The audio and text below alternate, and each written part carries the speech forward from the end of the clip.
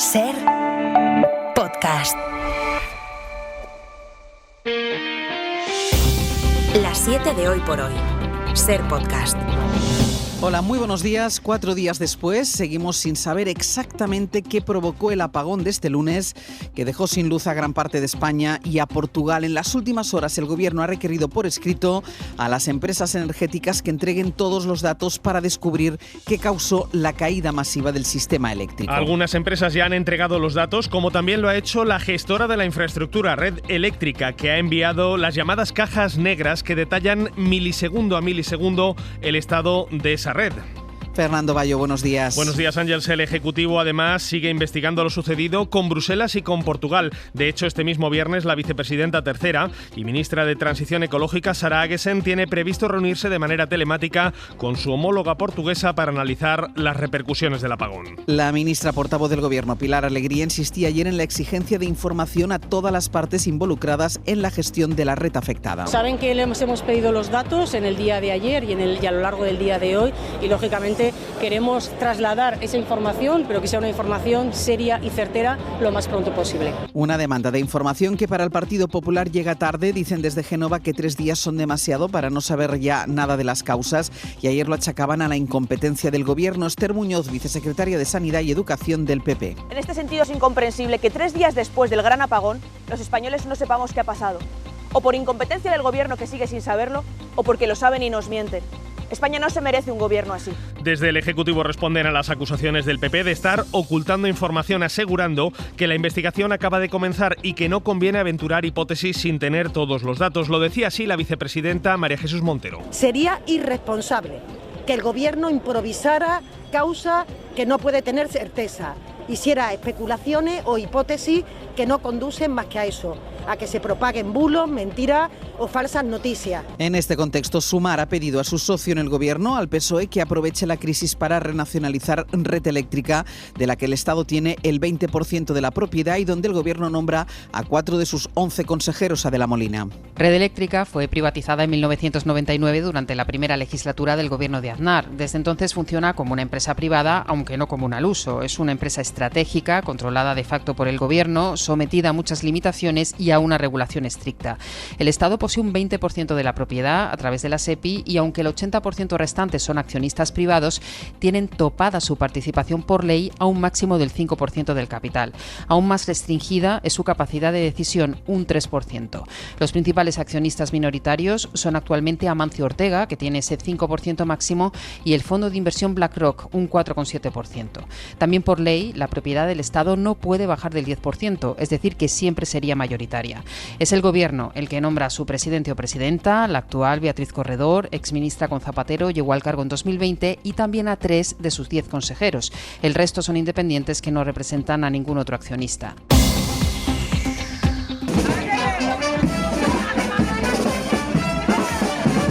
En Alicante, este jueves se ha celebrado un año más la tradicional romería de la Santa Faz, que este año ha registrado un récord histórico con más de 350.000 peregrinos. Entre ellos, sin embargo, este año no estaba el presidente autonómico, Carlos Mazón, quien se encuentra en Estados Unidos acompañando a un grupo de empresarios. Una ausencia notable, dado que Mazón es un alicantino de pro y que hacía 15 años desde que un presidente había faltado por última vez a esta fiesta popular. Desde el Govern de la Generalitat Valenciana defienden que Mazón está estos días fuera de España, aunque afirman que su corazón estaba con los alicantinos. Así literalmente lo explicaba su número 2 en el Gobierno autonómico, Susana Camarero. Está en un viaje institucional, cultural y con los empresarios, defendiendo a los empresarios alicantinos de los aranceles de Trump antes de que sea tarde, pero nos ha trasladado tanto al alcalde como al consell pues que él está de corazón, ¿no?, con los alicantinos. La oposición valenciana ha acusado a Mazón de huir al extranjero para evitar las posibles críticas en la calle por su gestión de la Dana. Diana Morant y Joan Baldoví hablan de una anomalía democrática. Quiero señalar la anomalía democrática que supone que el señor Mazón, que el presidente de la Generalitat,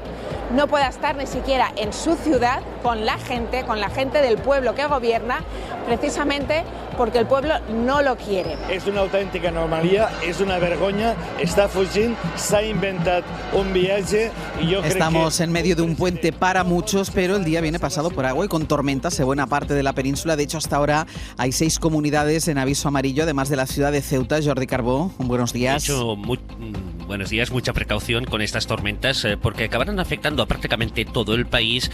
Si bien en muchos casos lloverá poco, muchas de estas tormentas irán acompañadas de lluvia torrencial y en algunos casos también de granizo que podría superar los 2 centímetros. De eso nos avisa la Agencia Estatal de Meteorología. No os fiéis de los momentos en que no llueva o incluso haga sol, porque las tormentas, como pasa ahora mismo, se desarrollarán con mucha facilidad. Ahora descargan sobre todo de nuevo en la parte central de Andalucía y en gran parte del centro de la península. Hoy con temperaturas sin grandes cambios, entre que a ratos lloverá y el viento soplará fuerte, sensación de ambiente fresco.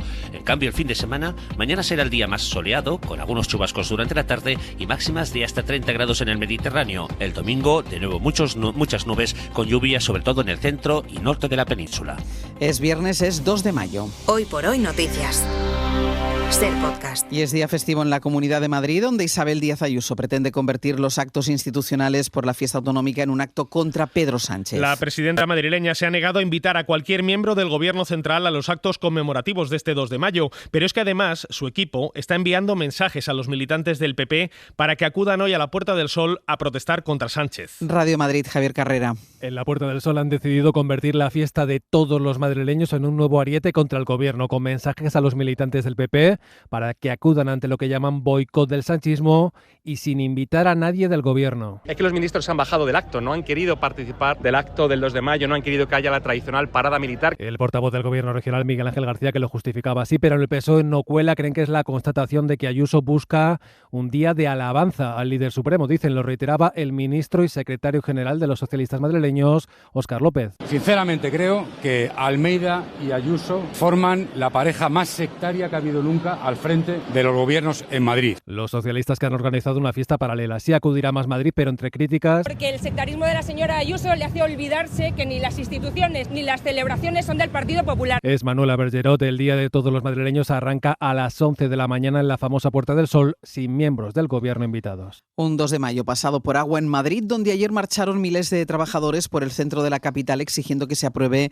la reducción de la jornada laboral a 37 horas y media semanales. Una marcha en la que participó Yolanda Díaz, vicepresidenta segunda del Gobierno y responsable del Ministerio de Trabajo. Díaz defendió que esa reducción de la jornada y las medidas laborales que hasta ahora ha aprobado el Gobierno de coalición. Entre esas medidas destaca la reforma laboral que, según los datos recopilados, ha permitido reducir la temporalidad de los contratos en el sector privado, aunque no tanto en las administraciones públicas. Estefanía Salvatierra. La reforma laboral ha tenido un gran éxito a la hora de reducir la tasa de temporalidad del sector privado. Ahora está en el 12%, pero en su momento más crítico alcanzó el 35%. Un éxito que ignora al sector público. Su tasa de temporalidad está en el 28%. En Canarias, la temporalidad de los docentes es del 47%, casi la mitad del personal. Una realidad que sufre Leire. Y desde abril del año pasado, que empecé a trabajar en lo público, en las listas de lo público, he estado en 8 institutos, con toda la ansiedad que se provoca y la incertidumbre de no saber a dónde te mandan. Detrás de esta situación está la dificultad para estabilizar plazas y otras fórmulas legales que permiten la contratación temporal a pesar de que el servicio es permanente.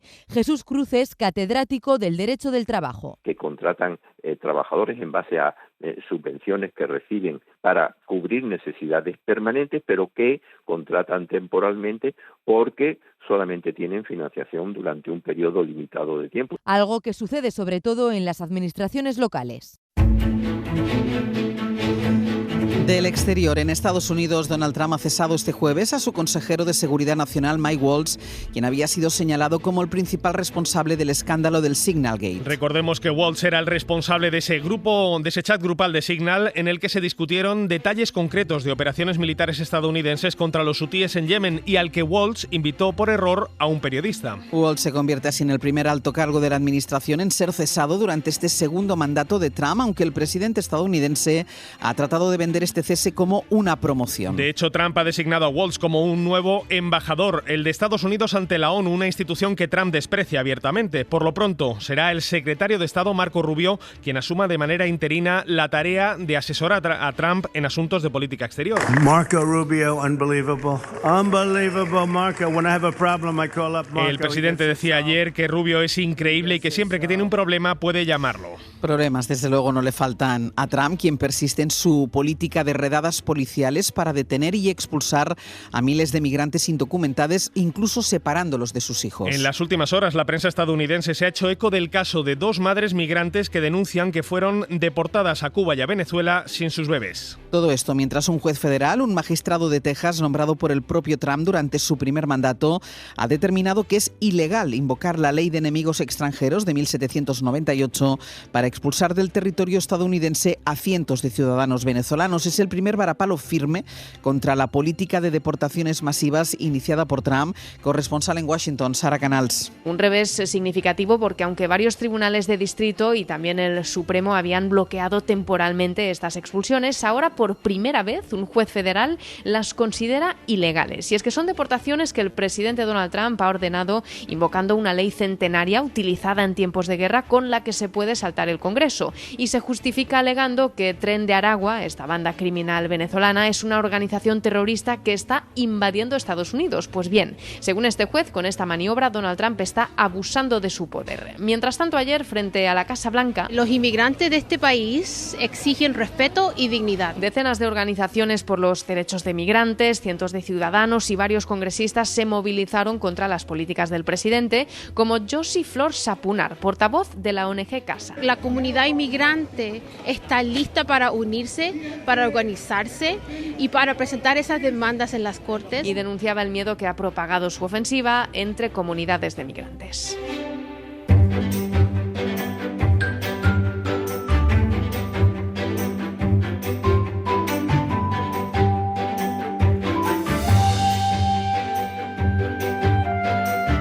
Vamos hasta Aragón, en Radio Zaragoza está Mónica Farré. ¿Qué tal? Muy buenos días. Hola, buenos días. Y en Canarias está Agustín Padrón. Buenos días. Hola, buenos días. Hoy noticias de estas dos comunidades en este tramo de radio, como la historia que nos llega de una pequeña población de Zaragoza que se llama Ricla, que prepara para el 10 de mayo, Mónica, un gran homenaje a uno de sus hijos ilustres. Sí, recalcamos la fecha, por si alguno quiere sumarse. Se trata de Genaro Monreal Lacosta. Seguramente el nombre pues no os dirá gran cosa, pero es quien músico temazos como este que vamos a escuchar en las voces de la Tuna de Ingenieros de Zaragoza.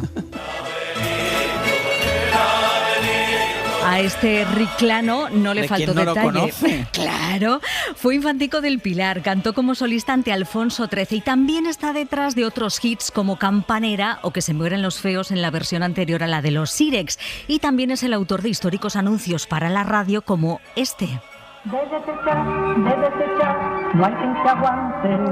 Bueno, pues su pueblo natal efectivamente recupera su figura. Se va a descubrir una placa en su casa natal y por la tarde, ese 10 de mayo, una de vuestras Miss Experiencia, la vedette Corita Viamonte, sí, va a cantar alguno de sus temas. Pues se merece el homenaje más que merecido. Desde luego. En Canarias, el corte de telecomunicaciones, ya saben que el apagón no fue como en la península, pero sí hubo corte en las telecomunicaciones. Llegó tan lejos, Agustín, que dejó sin teléfonos ni internet a 2 regiones de Groenlandia. Sí, a 3.000 kilómetros de distancia. Bueno, esa es la explicación que daba la compañía de teléfonos de allí, de Groenlandia, TUSAS, pues porque se les cortaron las comunicaciones de internet, satélite, telefonía, en la tarde del lunes durante varias horas. Y todo es porque la red que envía la señal al satélite pasa por Maspalomas, en el sur de Gran Canaria, que es donde conecta con el Hispasat. Y por lo visto, pues según la explicación que daba la compañía, no yo, fue por el corte de luz en Península y también por el corte de telecomunicaciones en Canarias, por los que dejó pues inoperativo esa conexión de satélite. Así que aquello del aleteo de la mariposa, ¿no? Pues claro, un poquito más cerca, no es en China, pero Canarias y Groenlandia conectadas por cable. Pero se caen las telecomunicaciones en Canarias y acaban notándolo en Groenlandia, casi nada. A ver lo que dice Donald Trump de esto. A ver qué dice, a ver si quiere anexionarse Canarias ahora para evitar los cortes de luz.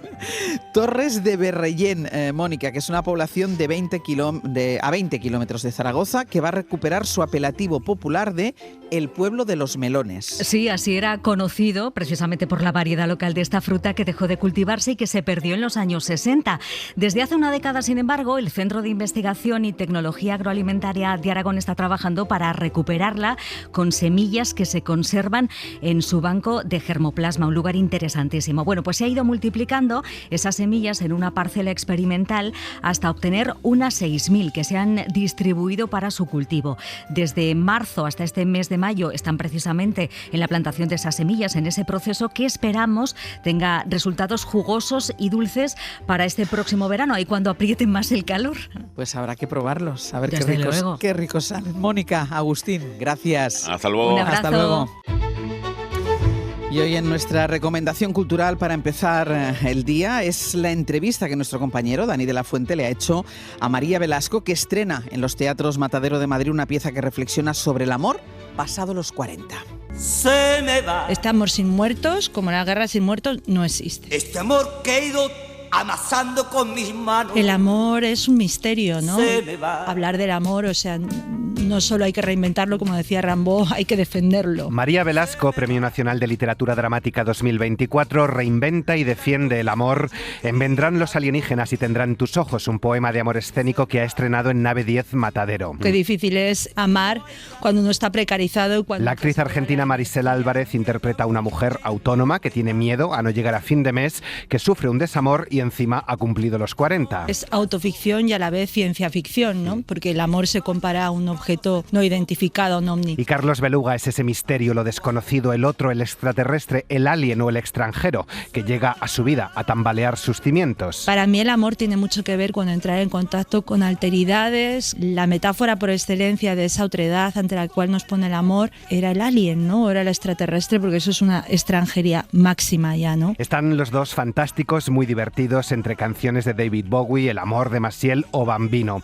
Una obra tierna y profunda sobre el amor, sobre la necesidad que tenemos de buscar utopías entre tanto apagón y distopía. O sea, estamos deserotizados, ¿no? Tenemos muy poca fe en que haya otros mundos posibles. Por eso también me apetecía hacer una utopía, ¿no? Abrácenla. Para no perderte ningún episodio, síguenos en la aplicación o la web de la SER, Podium Podcast o tu plataforma de audio favorita.